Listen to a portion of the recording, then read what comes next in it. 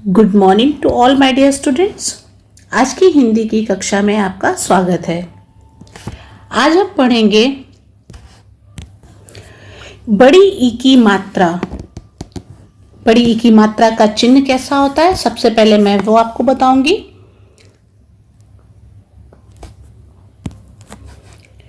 जब हम बड़ी ई लिखते हैं तो हम इस तरह से लिखते हैं ना, बड़ी ई। लेकिन जब हम वर्णों के साथ इसको लिखते हैं, शब्द बनाते हैं, तब हम बड़ी ई ना लिखकर उसका चिन्ह लगाते हैं। तो बड़ी ई की मात्रा का चिन्ह इस तरह से होता है। यह बड़ी ई की मात्रा का चिन्ह है। ये चिन्ह स्वयं बताते हैं कि मुझे वर्ण के आगे लगाना है या पीछे। देखिए, पिछली कक्षा में हमने छोटी ई की मात्रा पढ़ी थी, तो दोनों मात्राओं का कंफ्यूजन आपको बहुत अच्छी तरीके से दूर हो जाएगा। बड़ी ई की मात्रा कहती है कि मुझे वर्ण के आगे से लगाओ। जैसे मैं एक शब्द लिखूं, यहाँ पे एक वर्ण लिखती हूँ मैं, ल। अब ये बड़ी ई की मात्रा का चिन्ह किस तरह से है, इस तरह से, यहाँ से घुमाया गया ऐसे। तो यानी आपको भी इधर वर्ण के आगे से जोड़ देना है। ओके, तो जैसे ही आप वर्ण के आगे से शब्द को जोड़े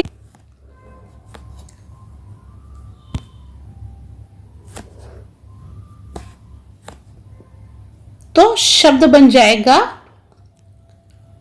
वर्ण का उच्चारण बन जाएगा ली, है ना, लीना, कोई भी शब्द हो। अब छोटी ई की मात्रा में किस तरह से करेंगे? अगर हम छोटी ई की मात्रा को, छोटी ई को हम इस तरह से लिखते हैं, ये छोटी ई, इसका चिन्ह इस तरह से होता है ना। अब ये चिन्ह खुद कह रहा है कि मुझे वर्ण के पीछे से लगाओ। कैसे? द। अब आगे मतलब जब हम इस तरफ जाते हैं तो ये आगे होता है, इस तरफ जाते हैं तो पीछे होता है, क्योंकि हम लिखते समय इस तरफ ही आगे जाते हैं ना।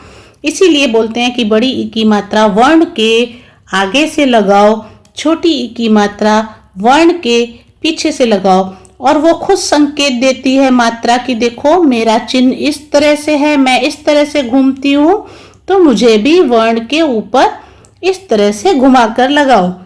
ओके, तो ये इस तरह से अगर आप लगाएंगे तो आपको छोटी ई और बड़ी ई की मात्राओं में कभी भी कोई कंफ्यूजन या संदेह नहीं होगा। ओके, तो आज हम पढ़ेंगे बड़ी ई की मात्रा।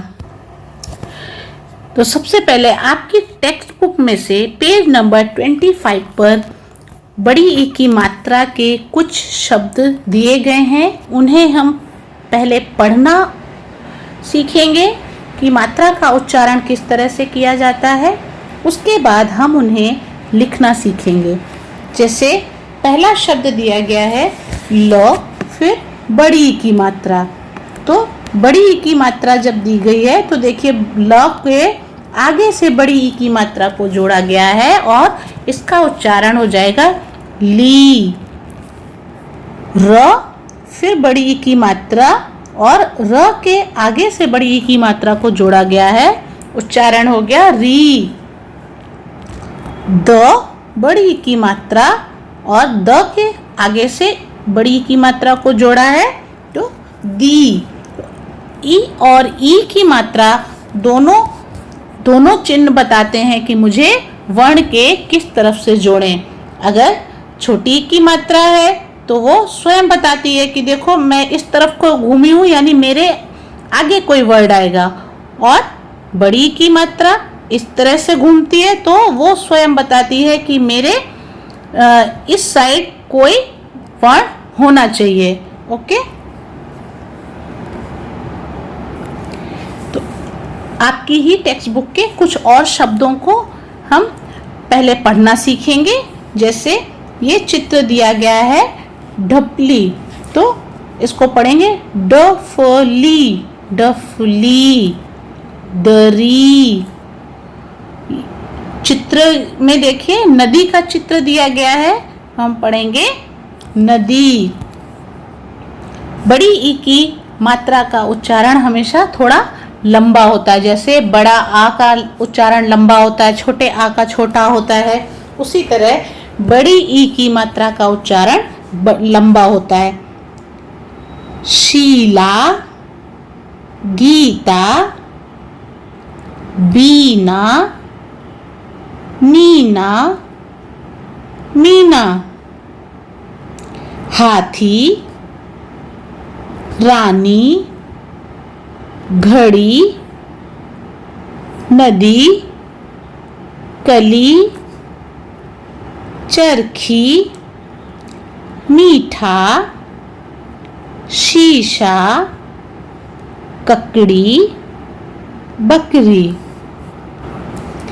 अब हम ई की मात्रा के शब्दों से बने छोटे छोटे वाक्यों को भी पढ़ना सीखेंगे।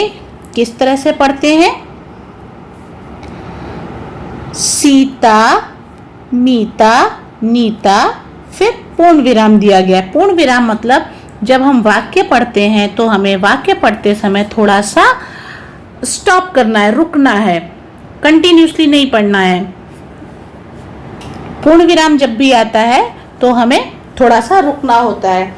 सीता, मीता और नीता के बीच में कॉमा दिया है, यानी जब हम नाम या कोई भी वर्णों को या नामों को, 3-4 चीजों को एक साथ लिखते हैं तो बीच में कॉमा का यूज करते हैं। खाया एक पपीता, था वह मीठा मीठा, दिखा तभी एक चीता, डरी डरी जी मीता, मगर डरी ना नीता, कहती ओ जी मीता, नकली नकली चीता, थी वह नटखट गीता, बनकर आई चीता। तो ये आपकी ही टेक्स्ट बुक के कुछ शब्द थे जिनमें बड़ी ई की मात्रा को यूज किया गया है, साथ में बड़े आ की मात्रा भी है। तो जैसे जैसे हम मात्राओं में आगे बढ़ते जाएंगे, हमारी पीछे की मात्राओं का रिवीजन साथ साथ में होता जाएगा। अब इन्हीं मात्राओं को हम लिखना भी सीखेंगे। पेज नंबर 26, सही जगह पर बड़ी ई की मात्रा लगाइए। तो सबसे पहले तो हम चित्र देखेंगे। देखिए चित्र में हमें क्या दिख रहा है? बकरी।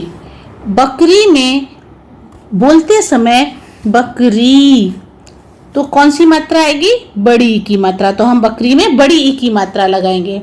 फिर ये चित्र भी आप लोगों ने आसानी से पहचाना होगा। हाँ, ये चित्र घड़ी का है।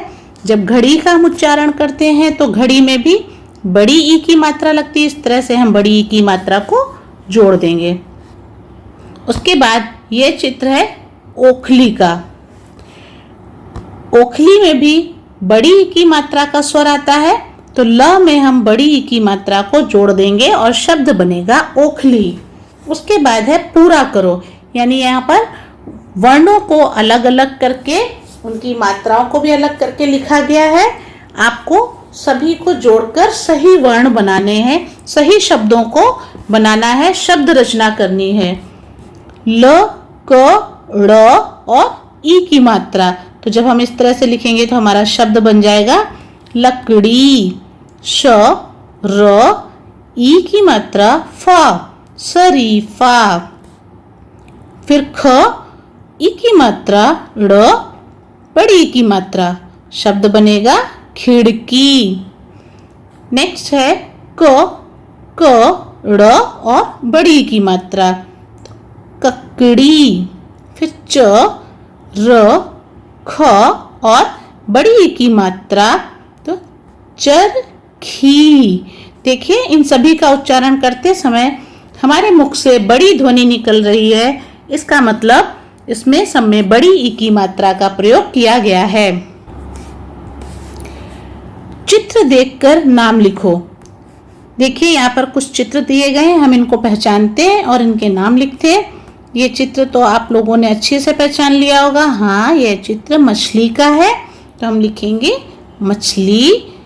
ये चित्र लकड़ी का है, हम लिखेंगे लकड़ी। और ये चित्र तो आप लोगों ने फिर से पहचान लिया होगा। जी हाँ, यह चित्र एक हाथी का है। हम लिखेंगे हाथी। अब हम कुछ और शब्दों का लिखकर अभ्यास करेंगे जो आपको आपकी हिंदी की नोटबुक में लिखनी है। किस तरह से लिखेंगे देखिए। ड, फ, ल और बड़ी की मात्रा, तो हमारा शब्द बना डफली। फिर द, र और बड़ी की मात्रा दरी। न, द बड़ी की मात्रा नदी। क, ड़ और बड़ी की मात्रा, तो शब्द बनेगा ककड़ी। प बड़ी की मात्रा ता, पपीता। न, क, ल और बड़ी की मात्रा नकली। च बड़ी की मात्रा त और आ की मात्रा, तो हम लिखेंगे चीता। क, हा, न बड़ी की मात्रा कहानी। ब, क, र बड़ी की मात्रा बकरी। स बड़ी की मात्रा ट बड़ी की मात्रा सीटी। नि, शा, न और बड़ी की मात्रा निशानी। च, र, ख बड़ी की मात्रा चरखी। तो इस तरह से हमने वर्णों में बड़ी की मात्रा को जोड़कर कुछ शब्दों को बनाना सीखा। अब हम लिखेंगे श्रुत लेखन। मैंने पहले भी बताया है और आगे भी जब तक हमारी मात्राएं चलेंगी तब तक हम श्रुत लेखन और सुलेख लिखते रहेंगे ताकि हमारा ज़्यादा से ज़्यादा अभ्यास हो सके। श्रुत लेखन में सिर्फ शब्दों का उच्चारण किया जाता है, अर्थात बोला जाता है। आपको ध्यान से सुनना है और लिखना है। किस तरह से? इडली, तो आपको इस तरह से इडली लिख देना है, इडली। कहानी, पपीता, दीदी, तितली, ककड़ी, माली, हाथी, सवारी और शीला। तो इस तरह से आपको श्रुत लेखन लिखना है और उसके बाद आपको लिखना है सुलेख। सुलेख अर्थात सुंदर सुंदर लेखन। तो आज की वीडियो में या आज की कक्षा में हमने बड़ी ई की मात्रा को लिखना, पढ़ना और शब्दों को बनाना सीखा। इनको आपको अच्छे से प्रैक्टिस करनी है।